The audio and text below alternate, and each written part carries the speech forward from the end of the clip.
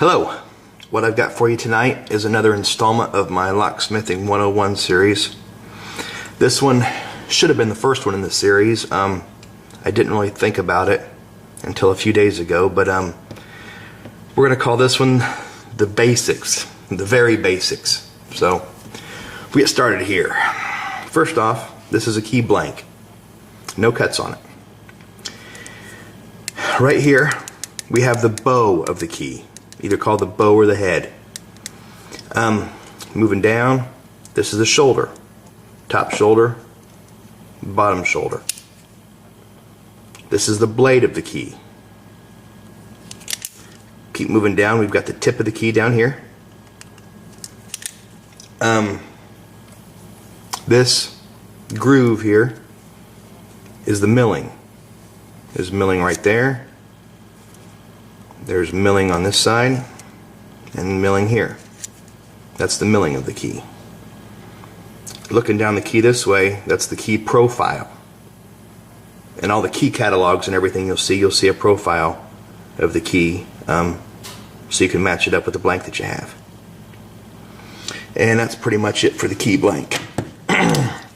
Next, we have the cylinder. This is a key and knob cylinder. It's a cutaway that I made. Said the whole thing is the cylinder. The back here, we have the retaining cap. Then we have the tailpiece.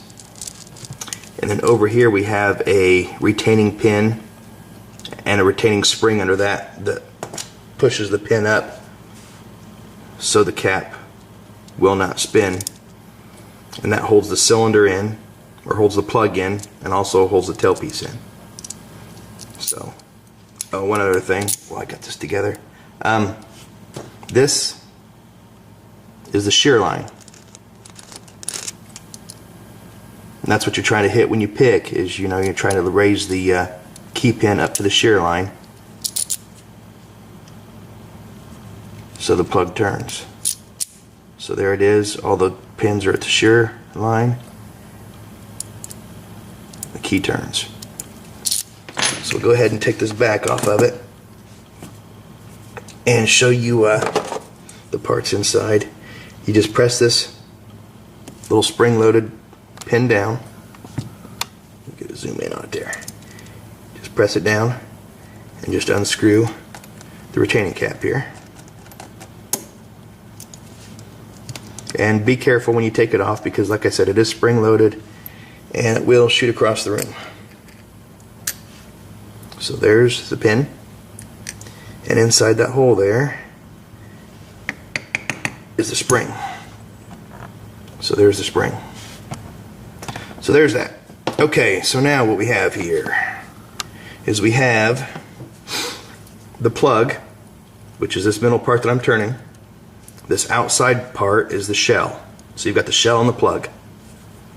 This upper part here that contains the springs and the top pins is referred to as the book or the Bible. This is a 6-pin. There's 6 chambers. Each one of those is a chamber. Chamber 1, 2, 3, 4, 5, and 6. 6 is empty. It can be keyed 6 pins, but it's just keyed 5 right now. Okay, so we've got the spring, the top pin, which is right there, and then we've got the bottom pin or the key pin, which is the bottom one, which is the one that rides on the key. Okay, so in order to get this apart, so I can show you the plug, which is this part here, we have to oh, one more thing, I'm sorry. Like we had the milling on the key, if you look at the front of this, you can see that piece there, that's the warding. It's called the warding of the plug. So, I mean, like, the warding lines up with the milling on the key blank. So if you hear warding, that's what they're talking about, is just the profile, the shape that's cut into the plug. Okay, so in order to get this apart, to work on it, we have to turn the plug, because as you see, the plug's not coming out of the shell. So what we have to do is, like I said, turn it. Let's pretend like we cannot pick this one. It's an unpickable Schlage. So another option you have for getting these apart is a shim.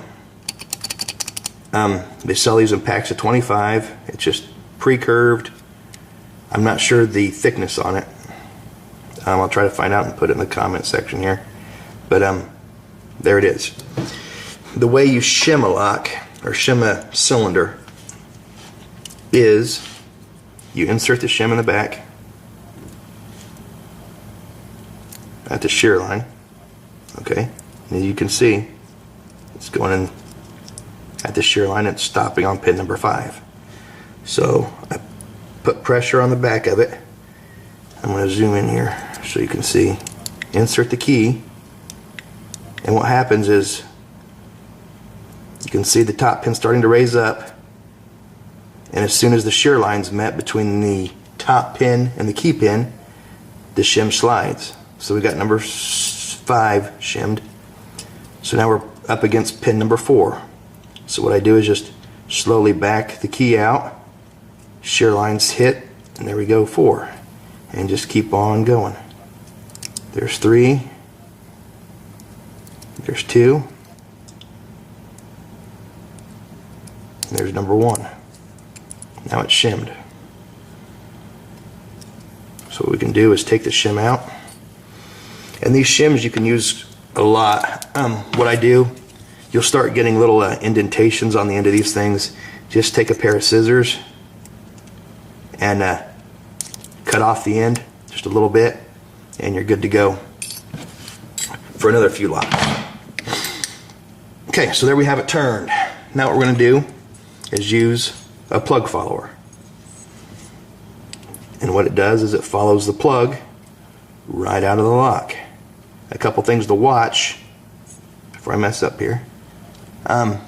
Make sure you don't have that slot straight up, because if you do, you're going to drop the top pins out. Turn it like that, and then just follow the plug straight out. I put my index finger over the top so I don't lose the key pins. So there's the plug. There's the 6 chambers and the 5 key pins. There's the warding from the back of the lock. So that's the plug. Here again we have the shell with the springs and the top pins. And another thing I wanted to show you was how I load one. If I want to check the springs, let's say, I think one's got a collapsed spring, what I'll do is slowly back the plug follower out till I see the first pin, which is right there. Then I'll put my tweezers over it and just let it pop out a little bit, and then push the plug follower back forward. Now we've got that pin trapped, and then we can go ahead and take it out, and there's the spring. Spring looks fine. In order to load the pins, same thing basically. I grab the very top of the pin,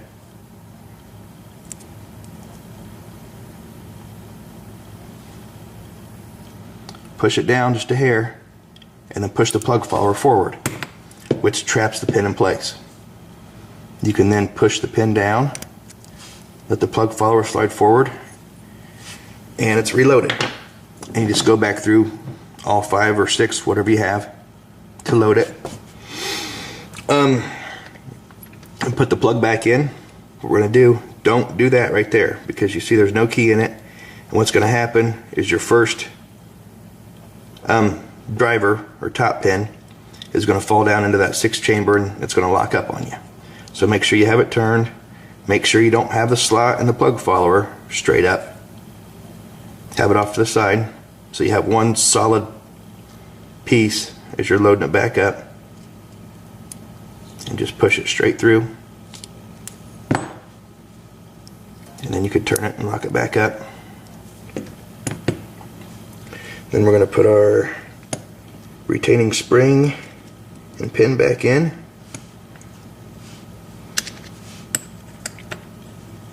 And then we'll put the tailpiece on, put the retaining cap on there, and then we'll just push the pin down.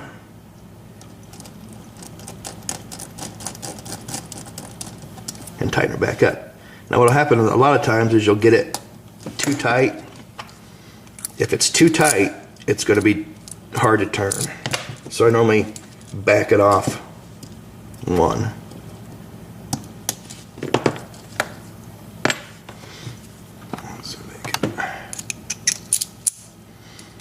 Okay, that there's good. Another problem you run into is sometimes you'll think you have it tight and you don't. So let's just back it off a little bit. Okay, there, it's still going to work, but when you go to pull the key out, the key's not going to want to come out because you're pulling the whole plug forward. Therefore, the key pins aren't lining up in the chambers, aren't lining up with the chambers, so the pins are trapped, they can't go up, so your key's trapped. So you have to push in to pull the key out. So that's one way you know that the cap isn't tight enough, so go ahead and tighten it back down. And that's good right there. So hopefully we talked about the key, the cylinder, the parts of the cylinder, how to shim one open, plug follower, how to load the top pins, and put it all back together. So that's it. If you have any questions, post them in the comments section and I'll try to answer them all. And thank you for watching.